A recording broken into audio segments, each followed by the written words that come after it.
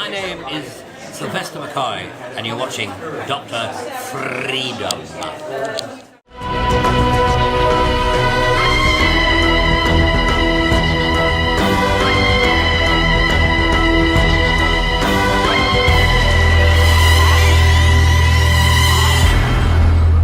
Okay, good evening, folks. Dr. Freedom here with you. Time some Doctor News from in and around the universe that may or may not astound you to the point that you'll begin to wonder, is there really a purpose in this universe? Is everything coincidental? Did Donald Trump happen on purpose, or is it some great celestial being's way of having a laugh at our expense? Same thing with Brexit. But, man, it's just some weird stuff going on out there. Now, a couple rumors right off the bat. First off, we're going to slay. We're going to kill. We're going to just bash these suckers' heads in with a mighty phone. Oh, no, the brass head of Tutankhamun. No. Okay. Kind of weird. I don't have any fake weapons available, but very quickly. Now, someone's been running around spreading a rumor. I think it started on Gallifrey Base. Yeah, Gallifrey Base. Yeah, there's a source of accurate information. It used to be. There's still maybe one or two people. And just to be honest with you, I've had an account at Gallifrey Base for like 3-4 years, I think now. And I think I can count on one hand how many times I've accessed it with fingers to spare. But, okay, get off that. There's not going to be an Easter special. No way, no how, no, not in a billion years. And the reason being is it's not logistically possible. You have to remember, they're not going to start filming Series 11 until late October, early November. Now, add about 8 to 10 months onto that. There's no way they're going to stop filming an episode so they can go film an Easter special and then turn around and go back to filming Series 11. So just throw that out right now. Plus, you're discounting a couple weeks off for Christmas, time off for Thanksgiving, and remember, they've got to get as much of this done as possible by next summer, because by the time you get towards midsummer, you're going to want to have a trailer ready. Wheel out probably at Comic-Con, because they're going to promote the shit out of this at Comic-Con. They've really got to get out there and make a public presence, because there's still this minority of minute people who think that they're going to get Jodie Whittaker fired somehow before the show starts back. The one I read today was just amazing to me. Get ready for this. Moffat has made a number of mistakes over the past few weeks, this one being an exceptional one that we feel could damage the show. Moffat hasn't been in charge for weeks. Moffat hasn't done a thing since the Christmas special wrapped on July 10th of this year. He might have popped into the editing room every now and then, but that would mainly fall under the purview of Rachel Talalay, how you want to pronounce it. He's out fishing. He's out showing up for press things. He's out doing. He has not made a single decision on the show.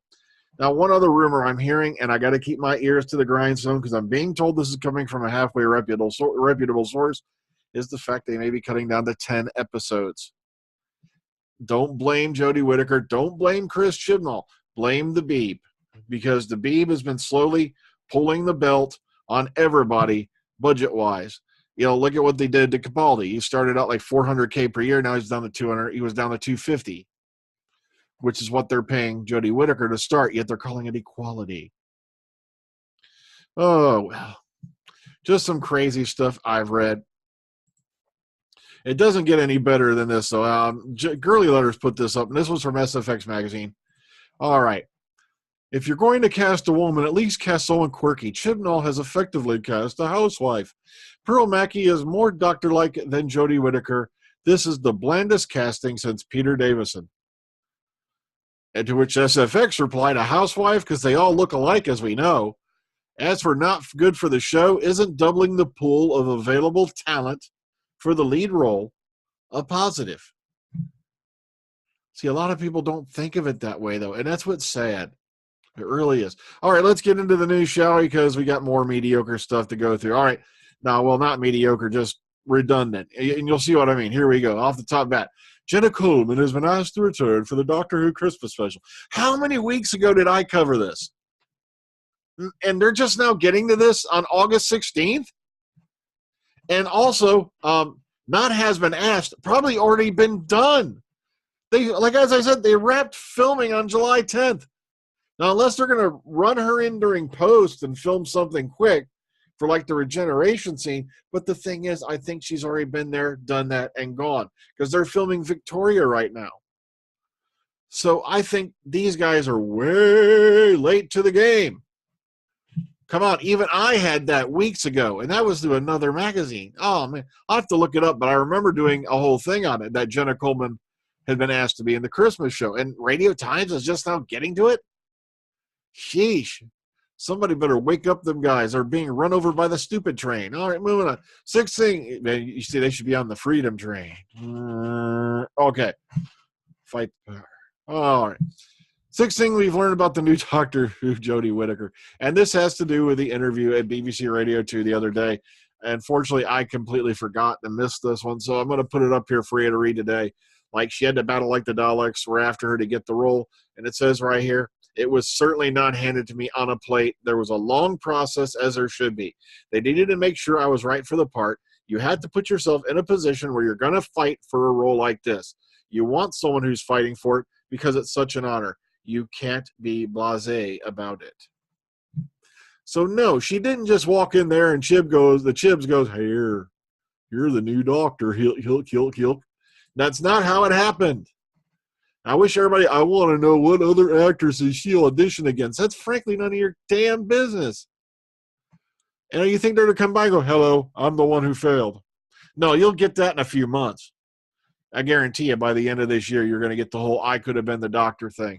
I have an eerie feeling that they were considering Phoebe Waller-Bridge, but at the same time, they knew it was out of the realm of possibility because Fleabag's highly popular. She's working on another show. Plus, there's word going around. She may be doing a show over here in America. So there was no way in hell she was going to be the next Doctor. Same thing with Tilda Swinton. You think she was going to dump a multi-million-dollar film career to go do television for $250K a year? All right. Doctor Who's Day Roundup. Now, this is a nice little thing over on Anglophenia. Contains clips to her interview on BBC News, the thing on Lorraine, which, by the way, wasn't hosted by Lorraine. David Tennant is glad to see a female doctor. This is all together for you on one page. In case you missed any of them earlier, plus the fact that I have listened to the Torchwood Alien Amongst Us. It's being called Series 5, by the way. And so it's taking place after Miracle shit. I'm saying Miracle Day. I mean, pile of stinking dog crap. I mean, Miracle Day. So they're kind of picking up on audio. Moving on. David Tennant and Michael Sheen's going to star in Neil Gaiman's Good Omens. That's right. Apparently he's going to be playing a character named Crowley. I have no idea what this is about, but I figure you guys will get into it, get onto it, and take a look at it if you've heard about Neil Gaiman's work. Up to you. Matter of fact, I heavily encourage you watch Lucifer because I believe that's based off one of his as well, and it is freaking hilarious. Moving on.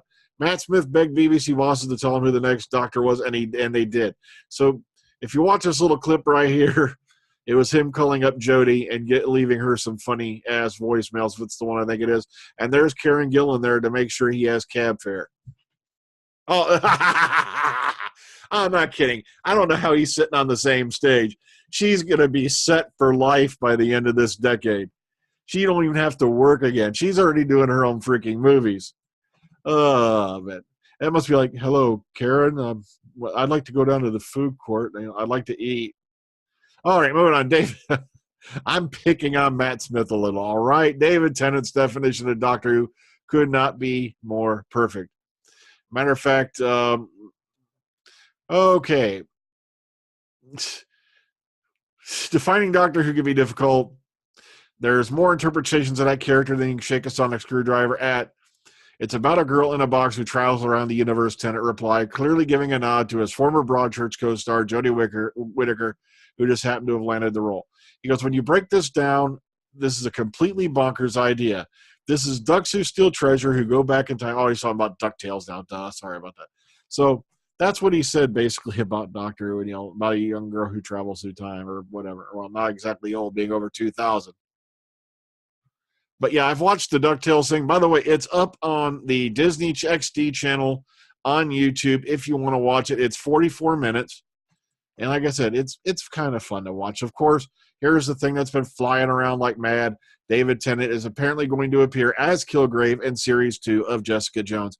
And a lot of people were freaked out by this because he uses his 10th Doctor English accent for this villain. And it was like, oh my God, now I don't know if the 10th Doctor had companions or hostages.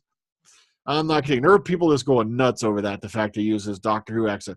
But to me, Kilgrave came over brilliantly. I think Dave Tennant did an astounding job. And lastly, for today, you'll never guess what Time Lord and Assistant Romana looks like now. And a lot of folks know Lala Ward and all that. Matter of fact, I named a car after her. All right, not to brag, I named my 2003 Jaguar after her. So I threw that in as a cutesy thing that they put up from the Express. Okay, so just to get out of here, there's not going to be an Easter special in 2018. There's no way they could logistically do it. You got to remember, they're going to have to pound out, well, allegedly 10 episodes.